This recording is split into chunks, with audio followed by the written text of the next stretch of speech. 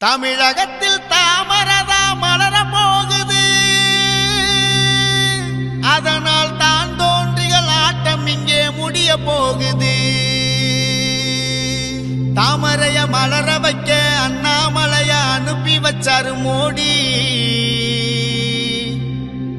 அண்ணனோட வரவ கண்டு ஆளும் கூட்டம் ஓட போகுது வேற நாட்டை தேடி. நன்றி சொல்வோம் நன்றி சொல்வோம், தலைமுறைக்கும் நன்றி சொல்வோம். நன்றி சொல்வோம் நன்றி சொல்வோம், தலைமுறைக்கும் நன்றி சொல்வோம்.